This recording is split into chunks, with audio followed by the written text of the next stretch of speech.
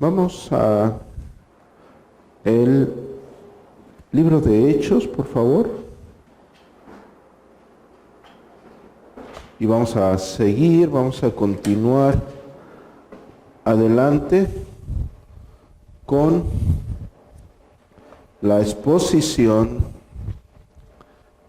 de el libro de Hechos de los Apóstoles, el libro histórico de el cristianismo, inspirado divinamente, donde queda plasmado los sucesos que la Iglesia posteriormente a lo que sucedió en la cruz del Calvario experimenta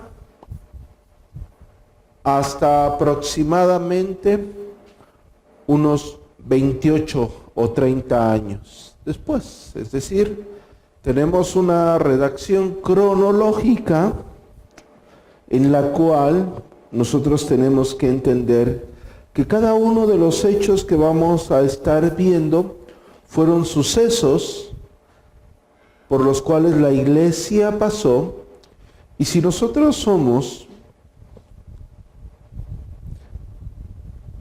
entendidos en las Escrituras y sabemos detallar exegéticamente cada parte que el libro de los Hechos nos va a estar brindando, nosotros tendremos un entendimiento claro del Nuevo Testamento, de la doctrina del Nuevo Testamento.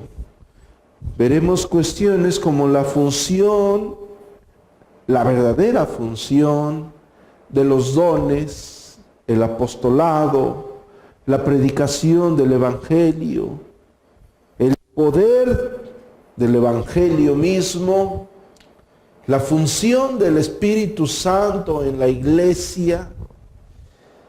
Y cuando nosotros vayamos paso a paso en este recorrido histórico, si ahorita con un entendimiento, creo yo, bastante claro del contexto del siglo XXI, ustedes pueden ver un tanto incongruentes las prácticas de varias iglesias.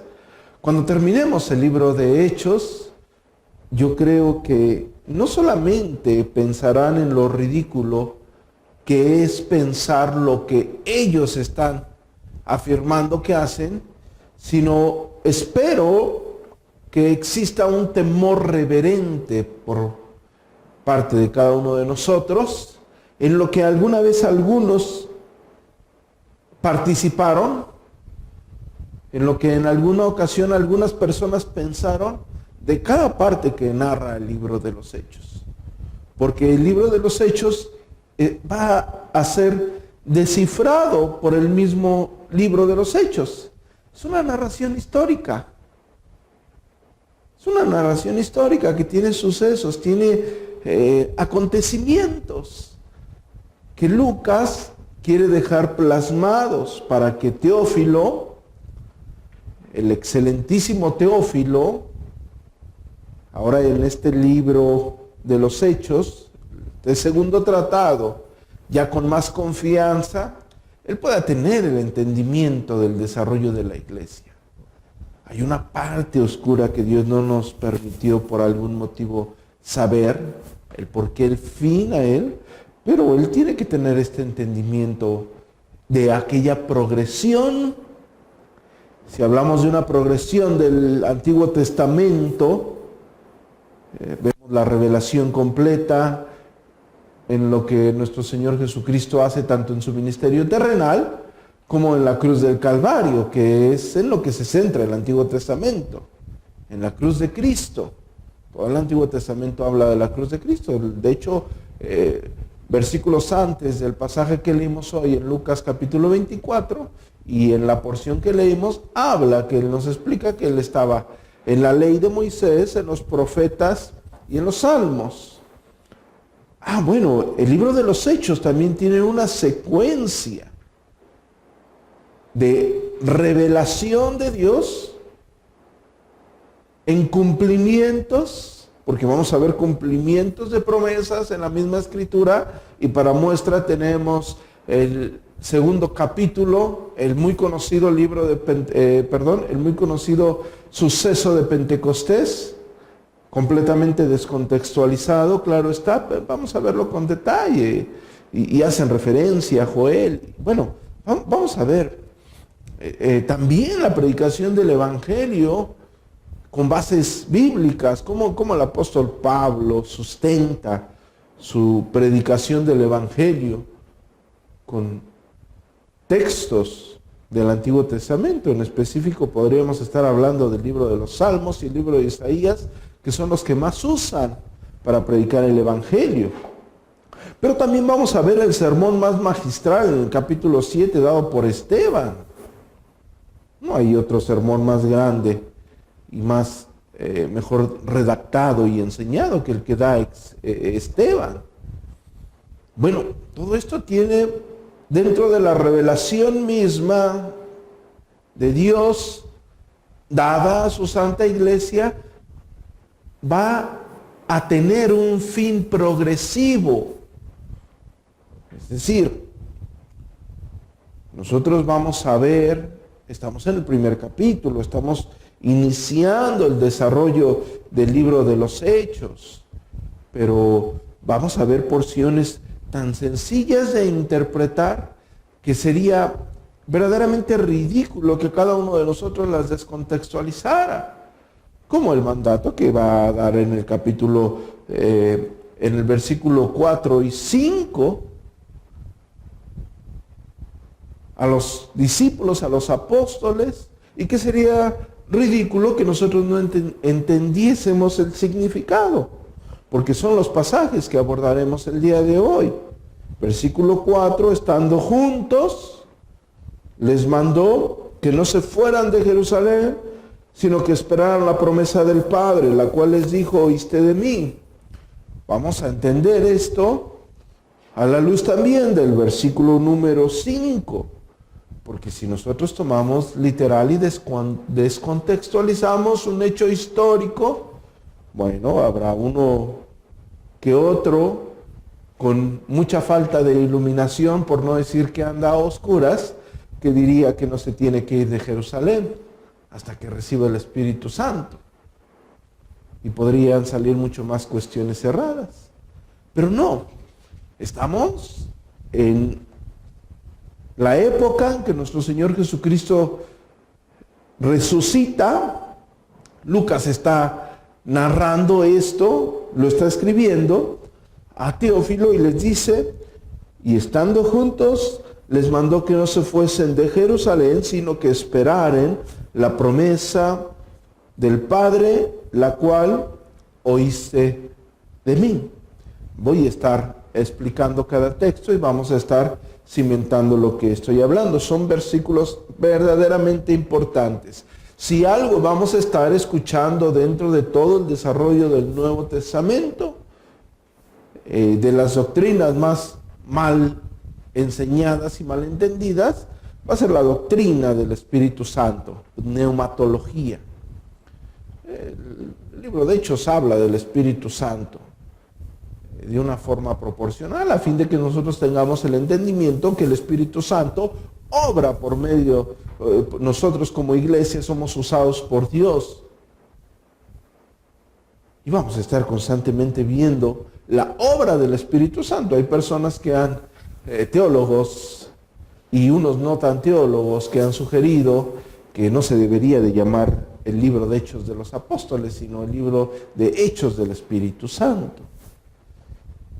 Porque nosotros vemos la obra del Espíritu Santo y entendemos en planos terrenales muchas herejías, ¿sí? Como los modalismos, los modalistas, ¿no?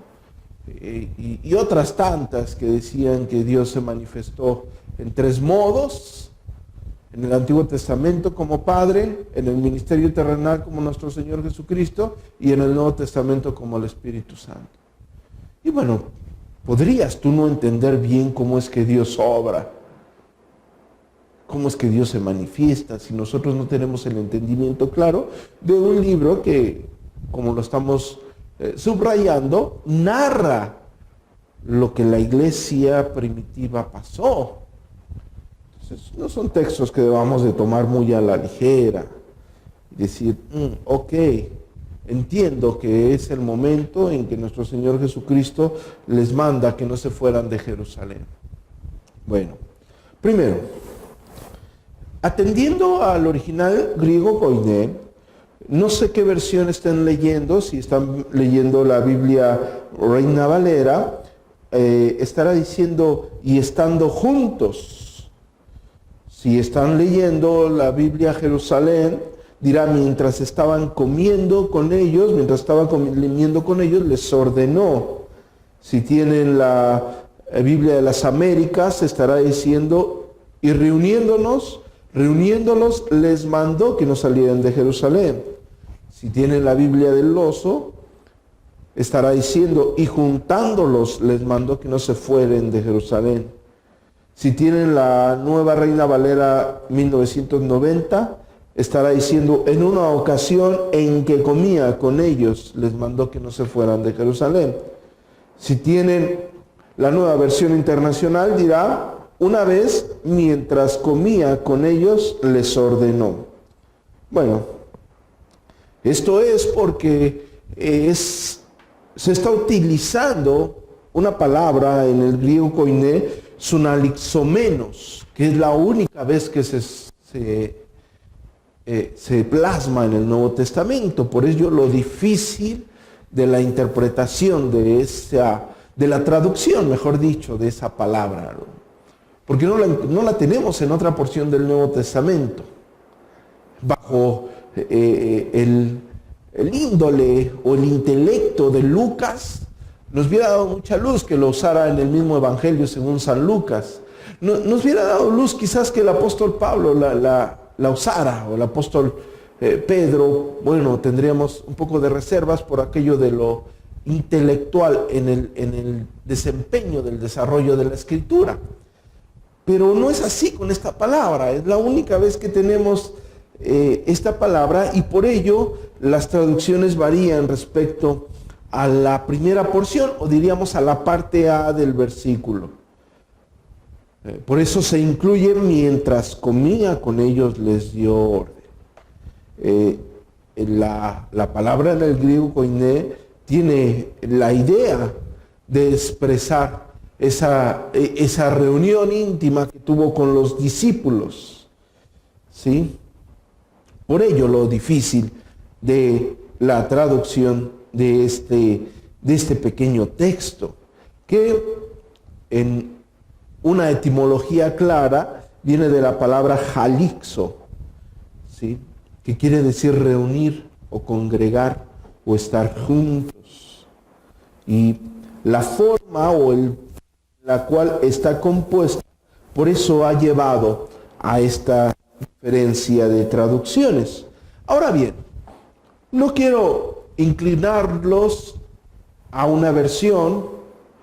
Imagino que todos ustedes son expertos en griego koiné y pueden tener sus objeciones en base a sus décadas de estudio de paleografía, por lo cual no pretendo yo inclinarnos a alguna traducción, pero yo creo que lo correcto sería decir que mientras ellos comían, mientras estaban comiendo juntos. Porque Lucas empieza dando una intención de aseverar en su narración que nuestro Señor Jesucristo dio pruebas de que resucitó. Y nosotros entendemos el texto que leímos el día de hoy en Lucas capítulo 24, versículo 36, que mientras aún hablaban de estas cosas, Jesús se puso en medio de ellos y les dijo, pasa a vosotros. ¿Y qué es lo que pasa? Dice que los discípulos se espantaron y se aterrorizaron. ¿Por qué? Porque pensaban que estaban viendo un espíritu. Pero Él les dice, ¿por qué están turbados? ¿Sí? y vienen a vuestro corazón estos pensamientos. Nuestro Señor Jesucristo les dice en el versículo 39, mirad mis manos y mis pies, que yo mismo soy, palpad y ved, porque un espíritu no tiene carne ni huesos, como veis que yo tengo. Y diciendo esto, le mostró sus manos y los pies, y como todavía ellos de gozo no lo creían y estaban maravillados, les dijo, ¿tienen algo de comer? Entonces les dieron parte de un pez asado y un panal de miel, y él tomó y comió delante de ellos. Bueno, Lucas está narrando la veracidad de su resurrección, corporalmente hablando, de tal forma que nuestro Señor Jesucristo comió un pez asado y comió un panal de miel. Si entendemos esto a la par con la narración de Lucas y nos vamos al libro de Hechos, aunque Reina Valera nos está diciendo, y estando juntos les mandó que no se fueran de Jerusalén, y por ello les di las diferentes versiones, no era para presumirles que tengo todas esas versiones, sino que para que ustedes vieran la diferencia que tienen. Sin embargo, yo estoy tomando la narración de Lucas, la observación de Lucas, porque Lucas también narra en su evangelio como una evidencia, como lo vimos la semana pasada, que él dice que investiga meticulosamente. Él se dedica a investigar. No fue alguien que escuchó y contó y medio le compuso, ¿no? Como si fuese un chisme. No, él se dedica. Podemos ver a Lucas en su evangelio como un historiador. Está investigando para dejar plasmado. Entonces, en base a las investigaciones de Lucas, Lucas nos deja plasmado en el capítulo 24 que nuestro Señor Jesucristo tiene que comer con ellos, porque ellos no creían. Hace la referencia que pensaban que era un espíritu, hace la referencia también a que de gozo aún no creían, y por eso nuestro Señor Jesucristo les pide de comer. El que yo esté diciendo esto es para que ustedes tengan un verdadero enlace con la historia. A lo mejor cuesta un poco de trabajo que nosotros querramos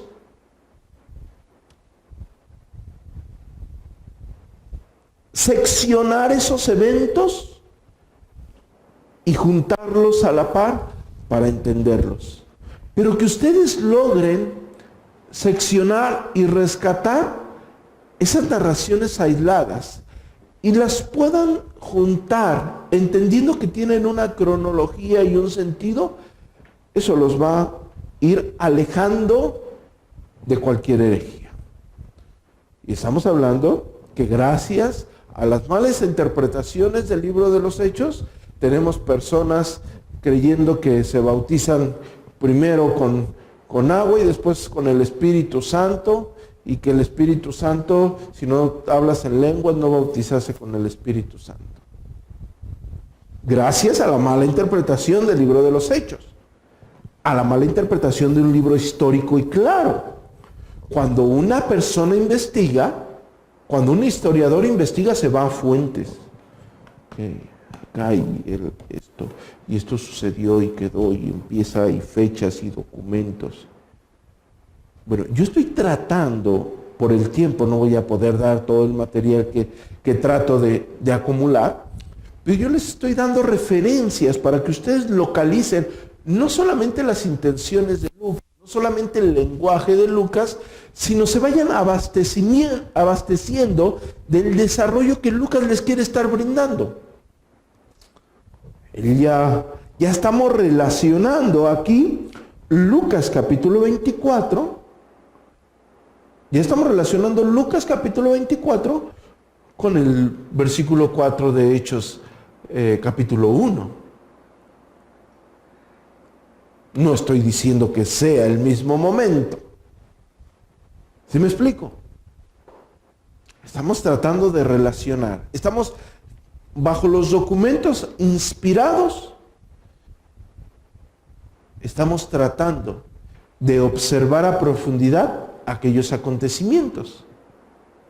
Todo lo que nos está dando a detalle Lucas, lo tenemos que observar como historiadores, como críticos históricos, a fin de entenderlo de una forma más clara. Entonces, si relacionamos esto, bueno, al comer con sus discípulos, Jesús estaba demostrando la realidad de su resurrección. Ahora, la porción de la Escritura dice que les manda que no se fueran de Jerusalén, ¿sí? Pero también la Escritura nos dice en Mateo capítulo 28, versículo 10, y Marcos 16, en el versículo 7 y 8, que volvieran a Galilea. Leemos Mateo capítulo 28, versículo 10. Entonces Jesús les dijo, no temas, id, dan las nuevas a mis hermanos para que vayan ¿a dónde? A Galilea. Y ahí me vean. Marcos 16, en el versículo 5, dice, y cuando entraron al sepulcro, estamos hablando ya de la resurrección de nuestro Señor Jesucristo. ¿Sí me explico? Vieron a un joven sentado al lado derecho, cubierto con una larga ropa blanca, y se espantaron. Mas él les dijo, no os asustéis, buscad a Jesús Nazareno, el que fue crucificado. Ha resucitado, no está aquí. Mirad el lugar de donde le pusieron. Pero id, decid a sus discípulos y a Pedro, que él va delante de vosotros, ¿a dónde? A Galilea. Allí le veréis como os dijo. Y ellos se fueron huyendo del sepulcro porque les habían tomado temblor y espanto, ni decían nada a nadie porque tenían mucho miedo. Ahora bien, ellos obedecen realmente, históricamente ellos están obedeciendo. Una, porque, vamos a ponerlo de esta forma, tenían una cita con el Señor. El Señor les dijo que fuesen para allá y tenían que ir allá a verlo. Tenían que ir a reunirse con el Señor. Esos son los datos que nos están dando los evangelios. Esas porciones de los textos que no se están contradiciendo para nada, nos están diciendo que ellos tenían una perfecta cita con el Señor. Aquí es donde alguien les tomaría por sorpresa y desearía decirles, así como ustedes tienen una cita con el Señor. Y sí tenemos ciertamente una cita con el Señor, espero que todas las mañanas, y espero que al anochecer, y espero que cada vez que tengan oportunidad, cumplan con esa cita que tienen continuamente con el Señor para orar.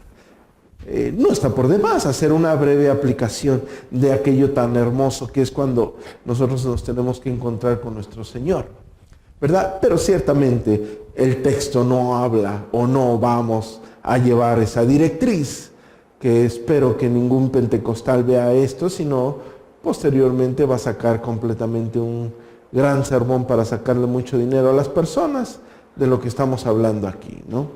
Ahora bien,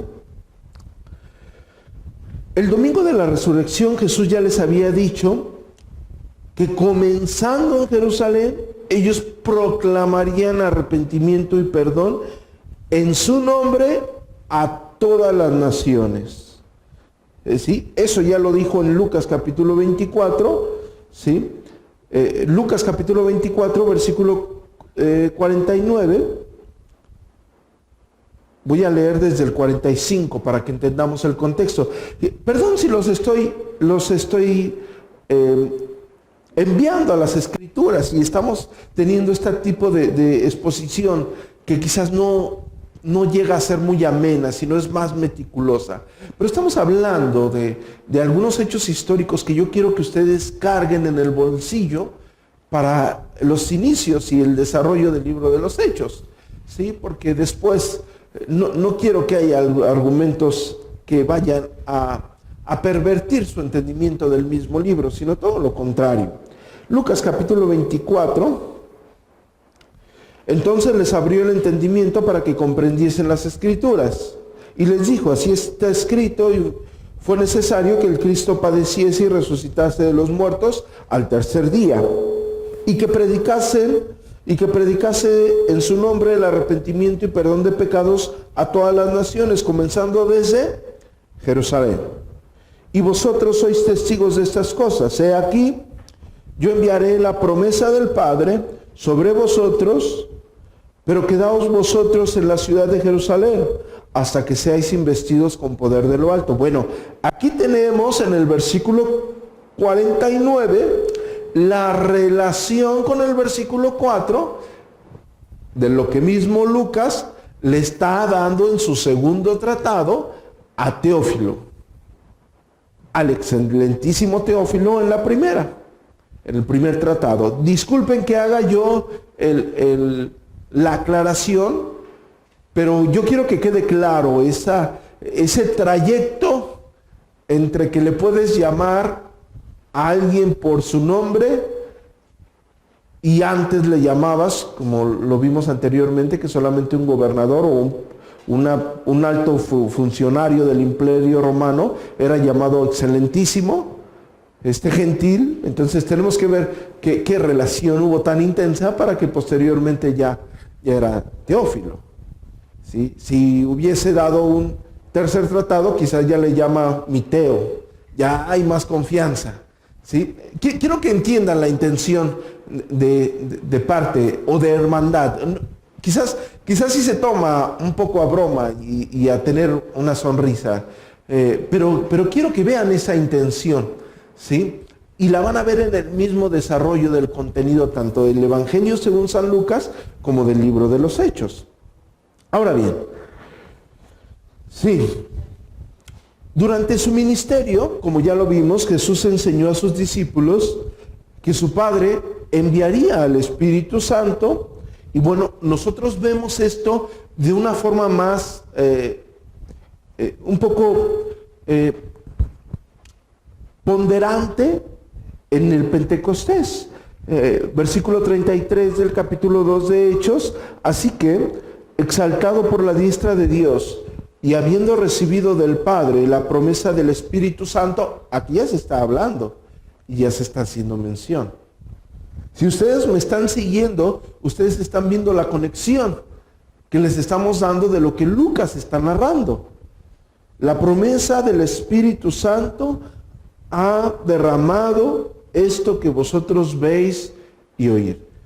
Ya está hablando de aquella promesa. Ahora bien, Jesús enseña y señala al Padre y no a sí mismo como el que brinda o el que da el Espíritu Santo, el que ha sido enviado por el Padre como portavoz del Padre. Jesús promete el don del Espíritu Santo, y esto lo vemos en el Evangelio según San Juan, en el capítulo 14, versículo 26, un texto que la mayoría de nosotros conocemos, más el Consolador, el Espíritu Santo, a quien el Padre enviará en mi nombre, Él os enseñará todas las cosas y os recordará todo lo que yo os he dicho. El Padre es el que lo va a enviar. El Consolador, el Espíritu Santo.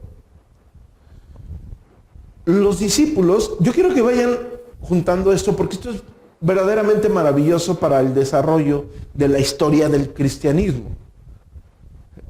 Algunos han leído libros de historia cristiana, espero y muchos, y me da muchísimo gusto. Y muchas veces, y más con estas polémicas de algunas personas con un deseo ardiente de contender acerca de la historia, y que leen unos libros y ya empiezan a hablar de fechas y quizás les falta investigar y se dejan guiar por lo que algunas personas dicen.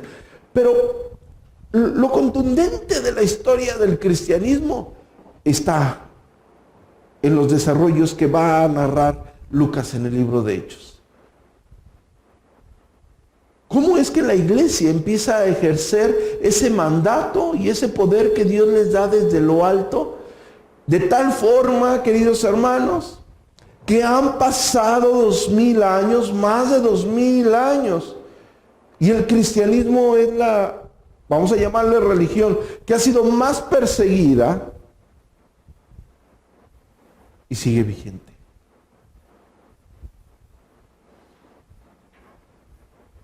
y sigue con el mismo poder. Sí, tenemos iglesias apóstatas, por supuesto, las mismas que existieron desde el tiempo de los apóstoles.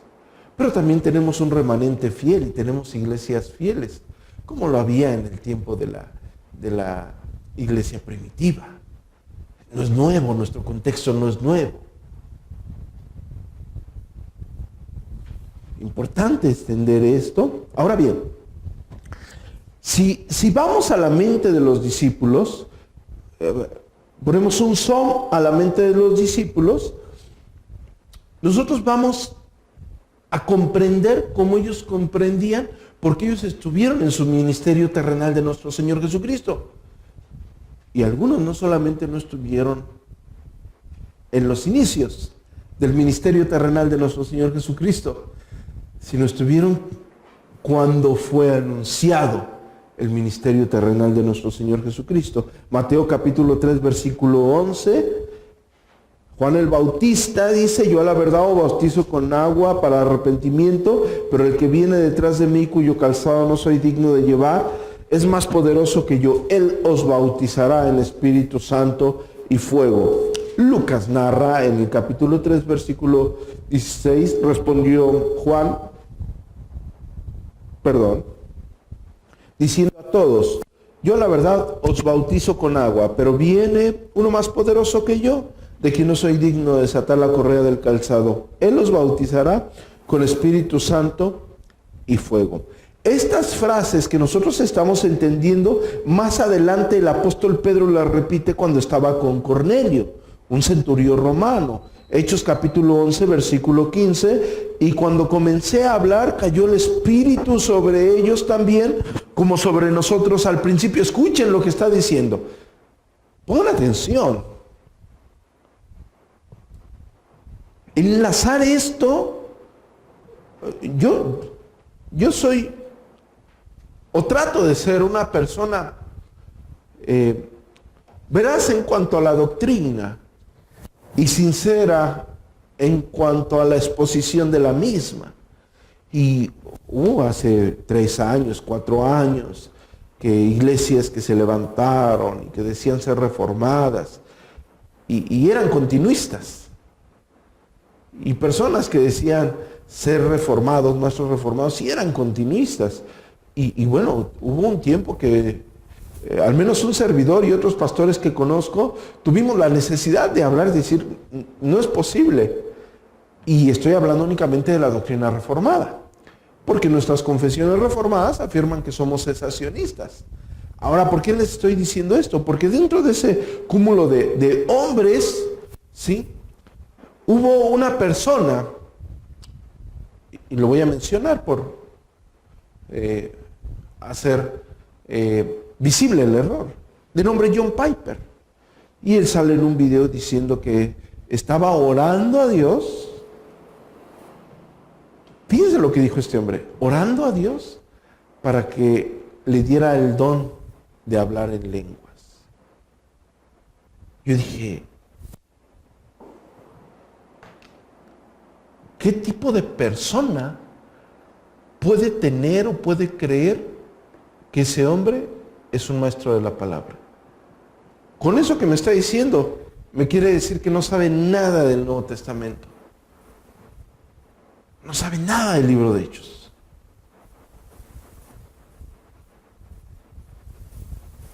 Para empezar, es un don. Y yo no puedo andar pidiendo un don. Segundo, tenía una función específica. Tercero, esa función específica era en un tiempo específico. Fíjense lo que está diciendo aquí. Fíjense lo que está diciendo el libro de Hechos, Lucas, de voz del apóstol de Pedro, cuando estaba con Cornelio, con el centurión. Él está relacionando un evento profetizado para la recepción del Espíritu Santo a todos los discípulos. Entonces me acordé lo dicho por el Señor. O sea, Pedro se recuerda pasó un evento, claro, eventos históricos. ¿Qué quiere decir es un evento histórico? Es un suceso que aconteció, que verdaderamente aconteció. ¿Sí me explico? Mas no es un modelo doctrinal. Es un suceso que verdaderamente aconteció. ¿Sí me explico? Al pie de la letra.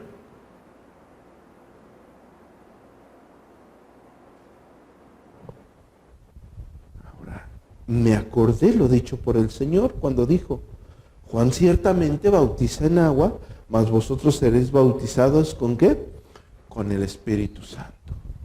Recordamos que anteriormente, más adelante yo lo voy a explicar con toda claridad, pero recordamos que el Señor le da una visión para que Pedro estuviese claro que la bendición de la salvación, la promesa de redención, también era para los gentiles.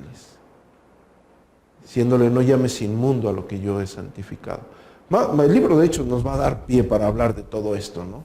Que también habla de la doctrina, donde vamos a dejar a un lado el libro, el dispensacionalismo. Bueno, nosotros, gracias a Dios, nunca hemos sido dispensacionalistas, pero este libro, y luego estamos estudiando el libro de Romanos en la mañana, bueno, no vamos a tener ningún problema con esto, ¿verdad? Ahora bien,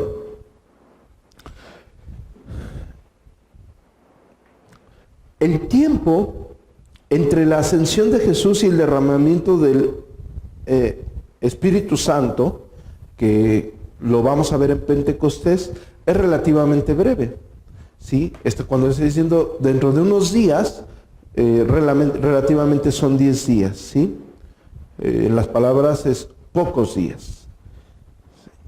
Ahora bien, esto es una promesa. Ellos están diciendo, ellos están aclarando lo que el Señor dijo. Pero recordemos que esto no es que lo estén excluyendo ellos, pero recordemos que esta es una promesa eterna, revelada progresivamente. Lo vemos también en el Antiguo Testamento. Joel capítulo 2 del versículo 28 al 32. No lo vamos a leer porque lo vamos a estudiar a profundidad cuando lleguemos a Pentecostés. ¿Sí? Pero todos conocemos lo que cita el apóstol Pedro en el Pentecostés. Está citando a Joel, la promesa del Espíritu Santo. Isaías capítulo 32, versículo 15, hasta que sobre nosotros sea derramado el Espíritu Santo de lo alto y el desierto se convierta en campo fértil, y el campo fértil sea estimado por bosque. Estamos hablando del Antiguo Testamento y es la promesa del Espíritu Santo. Isaías 44, 3, porque yo derramaré agua sobre la sequedad y ríos sobre la tierra árida. Mi espíritu derramaré sobre tu generación, mi bendición sobre tus renuevos. Es el Antiguo Testamento. Y es la promesa del Espíritu Santo. ¿Sí? Que ahorita no quiero adelantarme porque vamos a acabar igual el versículo 5 el día de hoy. Yo sé que llevan prisa, pero yo no. ¿Está bien? Es muy importante esto. Si estamos conscientes que el libro de Hechos nos va a estar hablando constantemente del Espíritu Santo, y estamos conscientes que si una de las doctrinas más pisoteadas y mal entendidas por cientos de iglesias, por el 90 y tantos % de iglesias en el siglo XXI, es la doctrina del Espíritu Santo, yo creo que va a ser muy beneficioso a nuestra vida que logremos profundizar a fin de que posteriormente todos ustedes puedan ayudar a personas necesitadas de este entendimiento. ¿Sí? Porque hoy hay personas que en una iglesia están esperando que verdaderamente se derrame el Espíritu Santo y que empiecen ellos a hablar en lenguas. ¿Sí? En verdad están esperando eso. Cuando vamos a ver en el libro de Hechos aquella progresión, ¿sí? Y vamos a ver por qué pasan los eventos. Tienen un fin.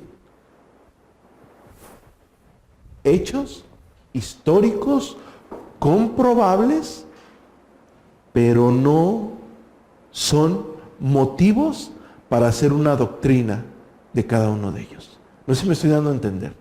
Las doctrinas surgen cimentadas en la Escritura de una exégesis seria, no de un pasaje sacado de contexto. Si vas a estudiar el Espíritu Santo y vas a afirmar cosas del Espíritu Santo, mínimo, por lo menos tienes que entender bien todo el libro de Hechos, todo el Nuevo Testamento, entender las promesas del Antiguo Testamento y relacionarles los fines del Espíritu Santo, el fin del Espíritu Santo. Porque el fin del Espíritu Santo, mis amados hermanos, no es hacer prodigios y milagros.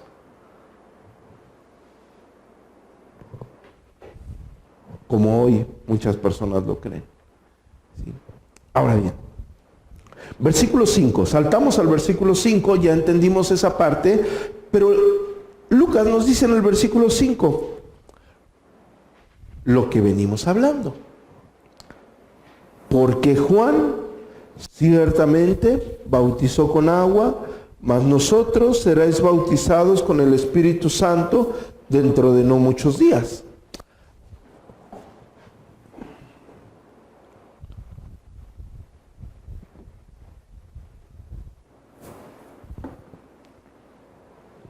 Muy bien.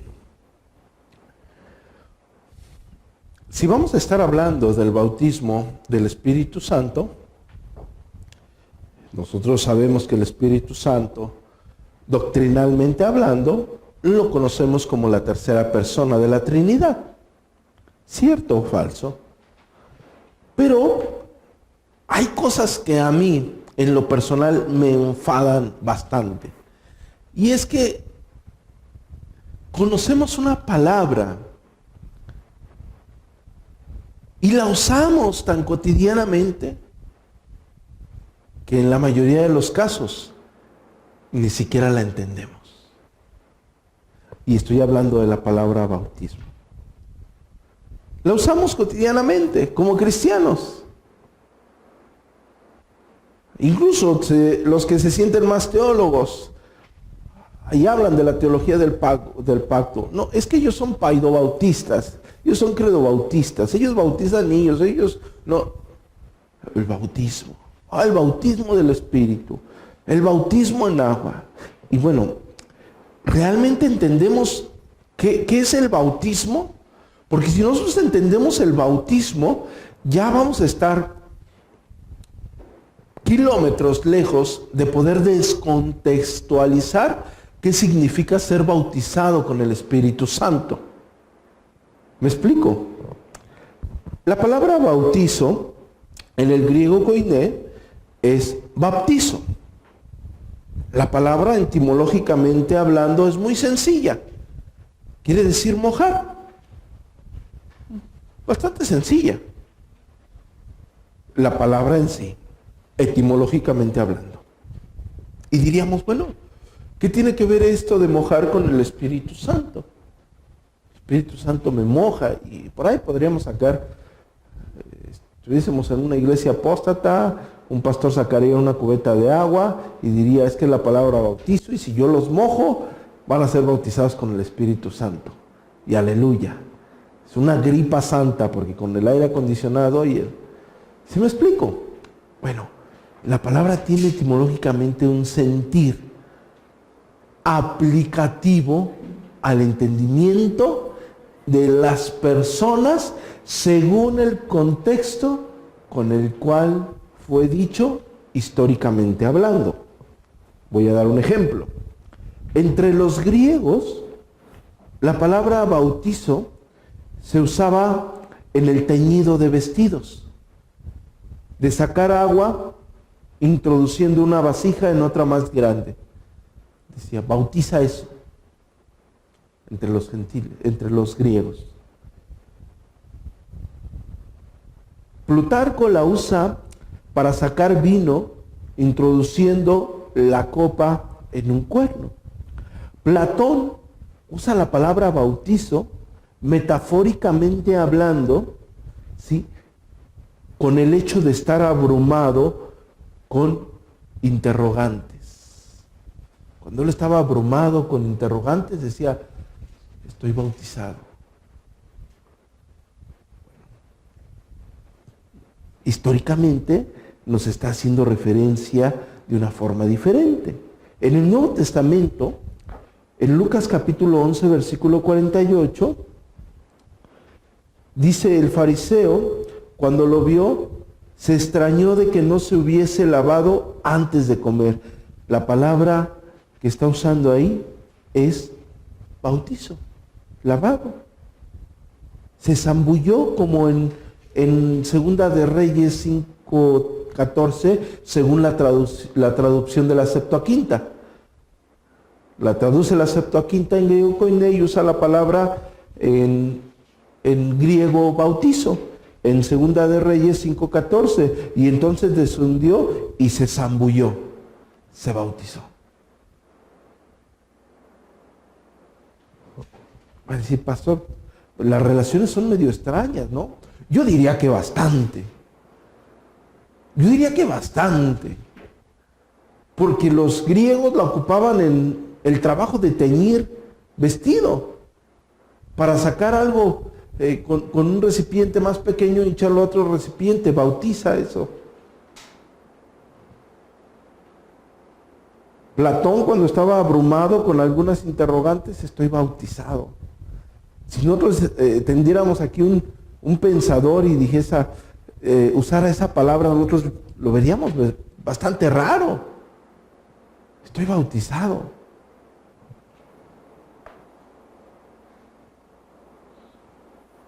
Lucas la usa para lavar.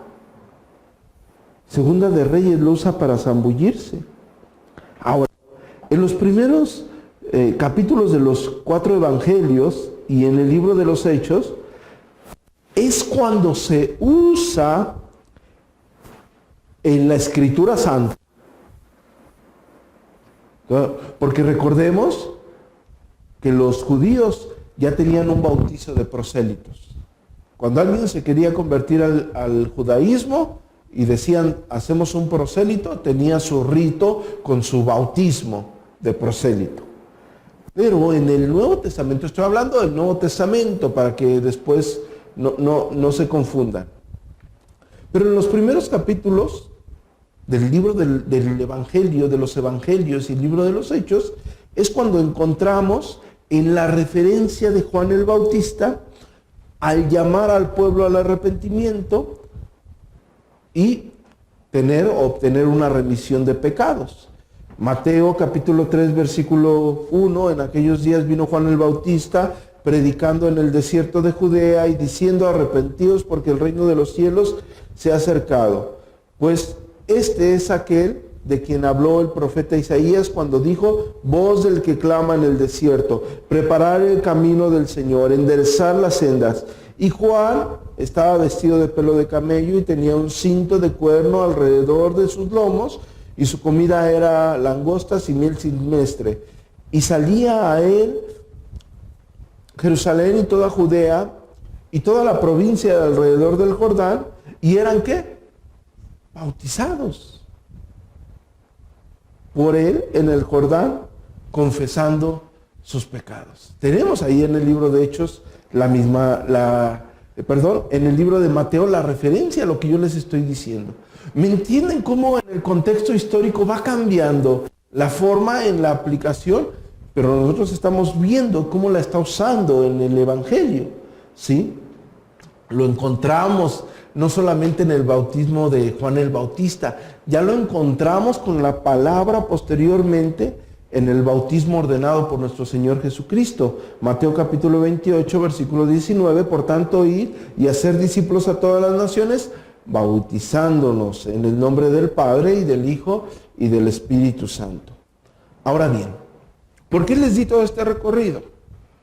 Porque nosotros tenemos que entender que la palabra bautizo no nació el día de hoy, ¿sí?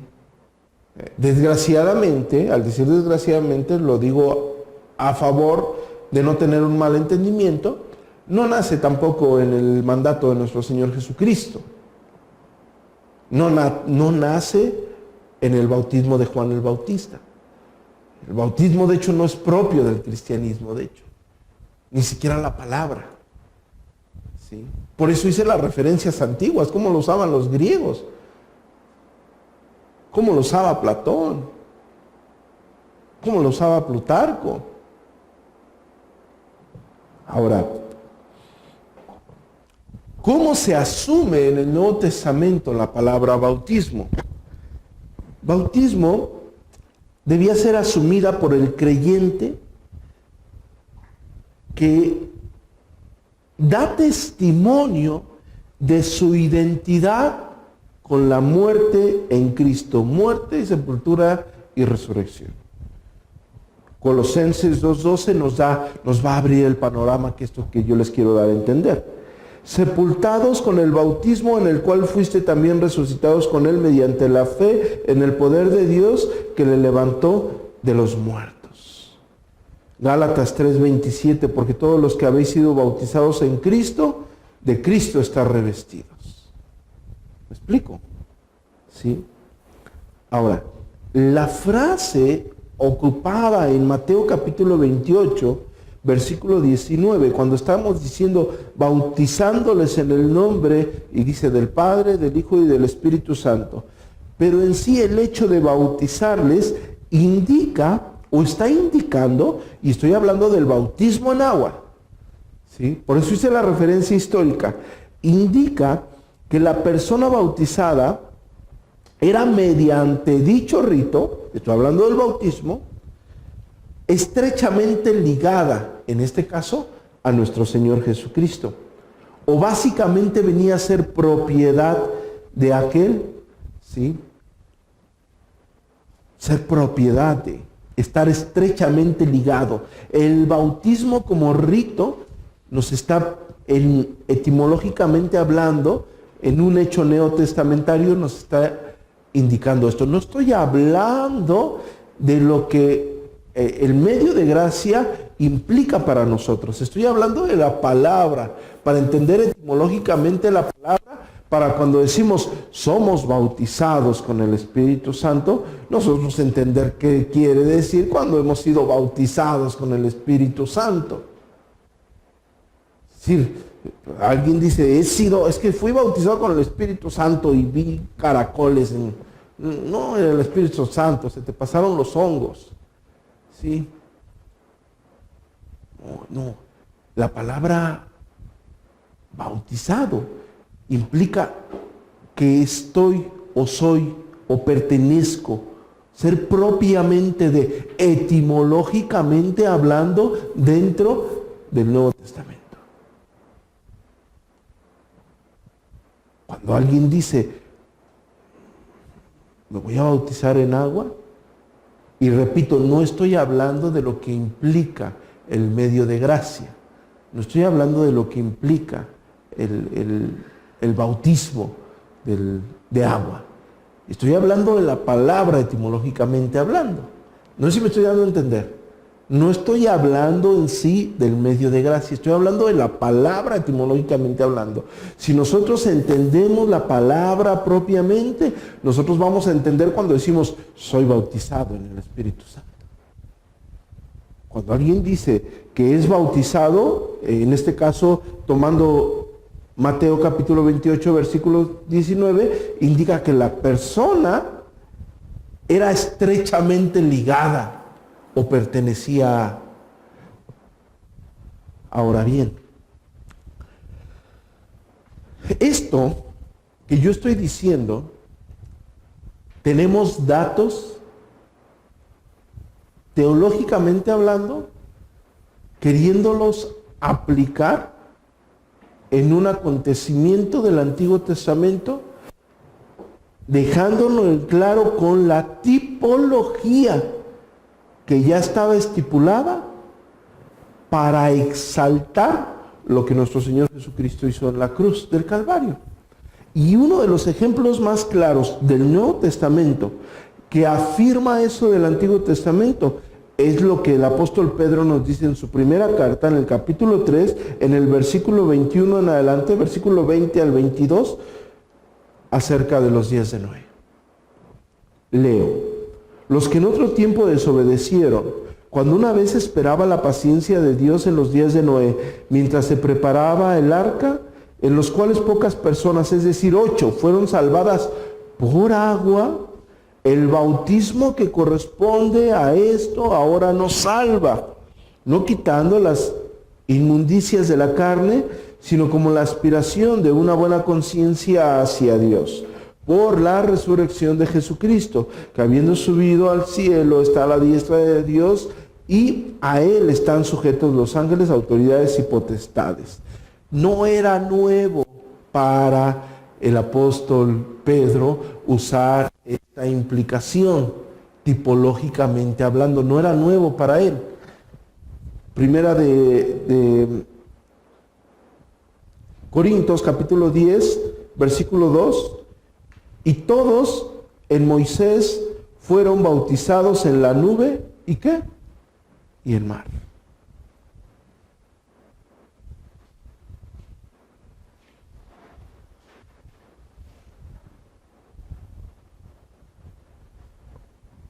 Entonces, cuando nos vamos al bautismo del Espíritu Santo, el bautismo en sí nos está hablando en la palabra, me estoy haciendo referencia a la palabra, la estamos utilizando metafóricamente. ¿Me entienden? No la estamos usando literalmente en la palabra. En el Nuevo Testamento se usa metafóricamente. Porque si la estuvieses usando literalmente, estarías diciendo que te tienes que mojar con agua. ¿Me explico? O que el Espíritu Santo te moja con agua. O estarías diciendo que cuando alguien te bautiza en agua, en ese momento el Espíritu Santo se derrama sobre ti. Eso no está en la Escritura. Es el uso para la aplicación en el tiempo que fue recorrida. Y por eso nosotros oímos el bautismo del Espíritu Santo, es decir, en el momento en que pertenezco a Él. ¿Me entienden? En el momento que yo soy propiedad de Dios. Es la forma de ser usada, el bautismo. Cuando alguien dice, fui bautizado con el Espíritu Santo, lo que está diciendo el momento en que yo soy propiedad de Dios.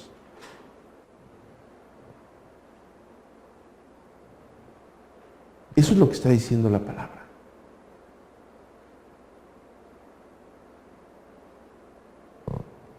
Y para ir en retrospectiva, para no alimentar cuestiones que no se tienen que alimentar en esta exposición, actualmente, siglo XXI, les regalo Efesios capítulo 1, versículo 13.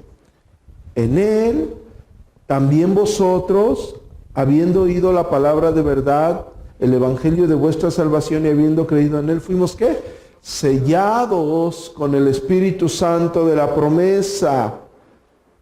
Cuando estamos diciendo que fuimos sellados con el Espíritu Santo de la promesa mediante el evangelio, en el momento que pertenecemos a él, en el momento que fuimos bautizados con el Espíritu Santo. ¿Me explico? Disculpen si les tuve que dar todo un recorrido, pero yo quiero que esto quede bastante claro, porque el libro de los Hechos lo vamos a tener saturado del Espíritu Santo. ¿Sí? Y pastor, pero es que aquí no estamos entendiendo el fin de la palabra. O sea, si no me estás poniendo atención y no me estás entendiendo el fin de la palabra, no vas a avanzar en esto. Veanlo, por eso les di los recorridos históricos. ¿Cómo lo usaban los griegos? ¿Qué tiene que ver con el uso que tenían los griegos de la palabra? Con el uso que le está dando Primera de Pedro, refiriéndose a los tiempos de Noé. ¿O no vamos lejos con el bautizo que nuestro Señor Jesucristo ordenó? Bueno, el fin, tenemos la necesidad de relacionar la palabra. ¿Sí? Cuando estamos diciendo, repito, estoy hablando de la palabra, del uso corriente de la palabra. Eso ya lo vimos en la hermenéutica. el uso corriente de la palabra. ¿Sí recuerdan? Entonces, cuando la palabra bautizo, el bautismo del Espíritu Santo, fui bautizado con el Espíritu Santo. Si parafraseamos el entendimiento, estoy diciendo, en el momento que terrenalmente hablando, pertenecía a Él. Porque los elegidos pertenecemos desde antes de la fundación del mundo para salvación, así como los reprobados pertenecen desde antes de la fundación del mundo para perdición, porque todos pertenecemos a Dios. ¿Sí me explico? Pero no todos somos hijos de Dios. ¿Sí? Quiero aclarar eso.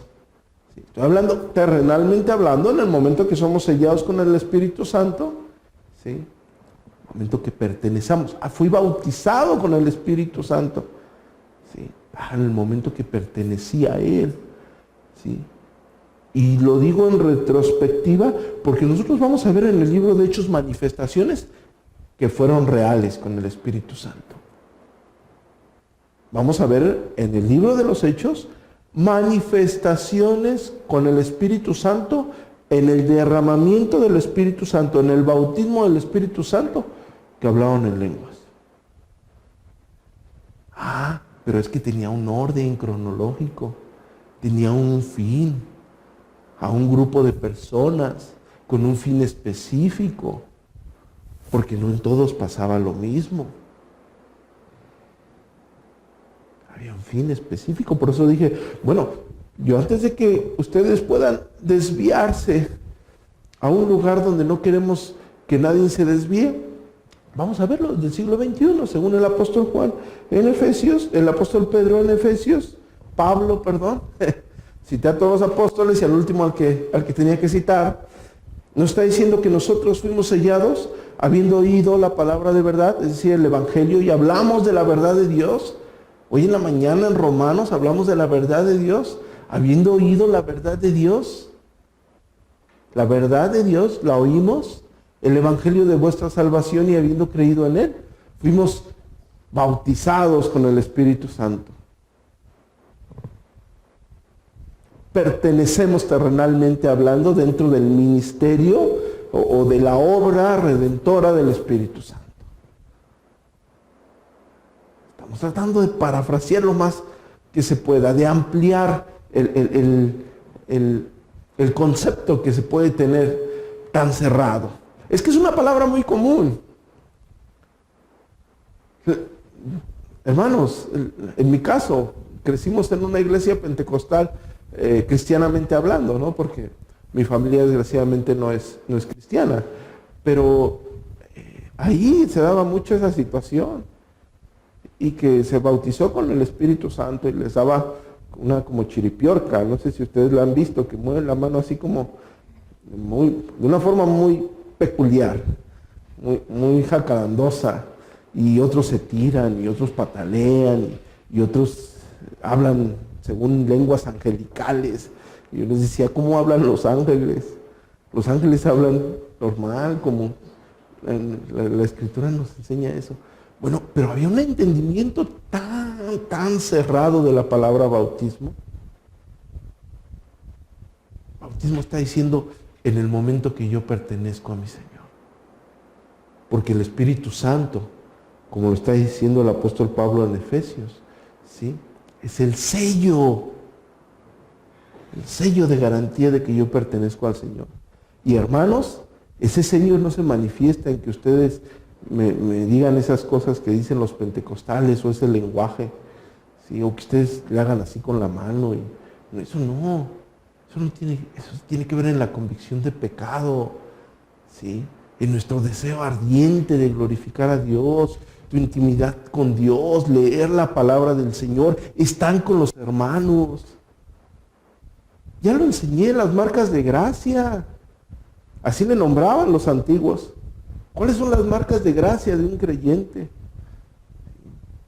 Ya lo enseñamos alguna vez. Bueno, el Espíritu Santo te da esas marcas de gracia.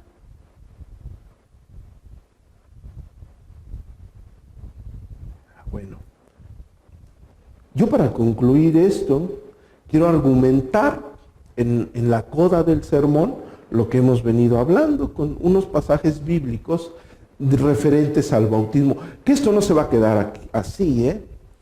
O sea, el libro de los Hechos nos va a regalar bastantes oportunidades de ampliar nuestro entendimiento sobre la obra del Espíritu Santo aquí en la tierra. Si nosotros estamos creyendo que con un pasaje vamos a expandir nuestro entendimiento sobre el Espíritu Santo, hermanos, sí, creo que nuestra soberbia está en un grado muy alto. El libro de los Hechos nos va a regalar muchísimos pasajes, muchísimos, para expandir. Porque lo va a detallar, Lucas lo va a detallar. Me encanta esa forma que Lucas lo detalla. Y si ustedes fueron un poco atentos a lo que yo me desgasté por tratar de explicarles, ¿sí? No en 15 minutos, es decir, días estudiando, claro está, para que ustedes pudieran tener la mejor información objetiva sobre esto. Si ustedes apuntaron un poquito y me pusieron un poquito de atención, ustedes vieron que yo relacioné lo que Lucas hablaba en el libro de Hechos con el libro de Lucas. Y después relacioné lo que Lucas hablaba en el libro de Hechos con el libro de Lucas para ver la intención. Y después vimos lo que decía Mateo, después vimos lo que decía Marcos en los evangelios, después vimos lo que decía el apóstol Pablo en las cartas. ¿Para qué? Para tener una comprensión amplia de una sola palabra nada más. Para que ustedes se les salgan beneficiados de esta situación. Ahora, lo quiero traer al siglo XXI para que ustedes vayan tomando un uso práctico de la palabra, ¿no? Si hoy Dios obra en la vida de alguien que amamos y hay un genuino arrepentimiento, ustedes pueden decir con toda certeza, venir el domingo, el día de la oración y decirme, pastor, el lunes en la mañana, mi hijo, mi hija, mi hermano, mi tío, mi sobrino, mi esposo fue bautizado con el Espíritu Santo. Pero como yo ya les di una clase sobre el bautismo del Espíritu Santo, yo sé que ustedes no me van a decir que se arrastró ahí, No, yo sé que ustedes me van a estar hablando del momento en que Dios les salvó y les rescató, terrenalmente hablando. Porque habiendo oído la palabra de verdad del Evangelio de vuestra salvación y habiendo creído en él, fuimos ¿qué? Sellados, bautizados con el Espíritu Santo. Pertenecemos a él, ¿sí? Ahora, esta porción, este énfasis se nos da en todo el Nuevo Testamento. Primera de Corintios capítulo 12, versículo 13. Porque en un solo espíritu fuimos todos, ¿qué? Bautizados en un cuerpo, sean judíos, griegos, esclavos, libres, y a todos nos dio de beber de un mismo espíritu. Romanos 8, 9. Mas vosotros no vivís según la carne, sino según el Espíritu, si es que el Espíritu de Dios mora en vosotros. Y si alguno no tiene el Espíritu de Cristo, no es de él. Es decir, si alguno no ha sido bautizado con el Espíritu Santo, pero ustedes ya no tienen el entendimiento de que hayan tenido una de esas experiencias que hoy te hacen creer algunas iglesias que debes de tener, ¿sí? O que tu conciencia te invita a persuadir para lograr tener algún grado de espiritualidad. Porque yo recuerdo que eso para esas personas era ser más espiritual, ser destacado. Es que a mí Dios me dio una experiencia pues a mí Dios me dio la salvación y yo con eso estoy completamente dichoso porque soy un miserable que no merecía la salvación, ¿sí? Pero también me iluminó con su Espíritu Santo para entender la Escritura y discernir cuando alguien me dice una herejía. Si tú no tienes el Espíritu Santo, simple y sencillamente no eres de él.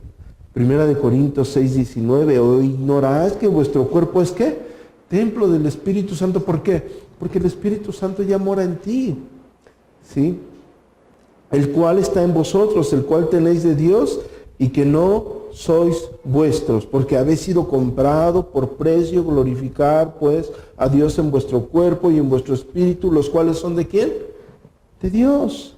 Y concluimos el día de hoy con Tito capítulo 3, versículo 5, nos salvó, no por obras de justicia que nosotros hubiéramos hecho, sino por su misericordia, por el lavamiento de la regeneración y por la renovación en el Espíritu Santo, el cual derramó en nosotros abundantemente por Jesucristo, nuestro Señor.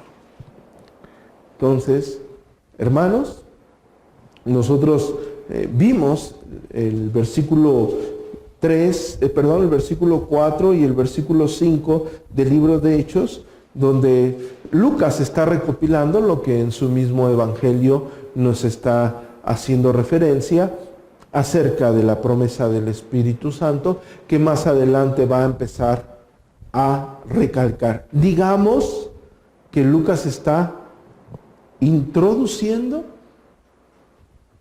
con referente al Espíritu Santo, introduciendo algo que nos va a estar detallando. ¿Sí me explico? Aquí nos da la referencia de algo que él posteriormente va a estar detallando. Va a estar detallando. Porque nosotros hoy ya analizamos ampliamente qué es bautizo. ¿Me explico? Entonces, si alguien es bautizado con el Espíritu Santo, ¿qué sucede? Pertenece al Señor. Y el libro de Hechos es la narración de la conversión de la iglesia, de la obra del Espíritu Santo. Entonces nosotros vamos a ver el libro de Hechos saturado de bautismos del Espíritu Santo. No sé si me estoy dando a entender. ¿Sí? Saturado de bautismos del Espíritu Santo. Y todos, hermanos, todos diferentes. Por eso quien use uno como una regla, se acaba de arruinar. ¿Sí? Se acaba de arruinar verdaderamente. Porque vamos a encontrar muchos bautismos del Espíritu Santo y todos son diferentes. El bautismo del apóstol Pablo no es el mismo bautismo que el eunuco.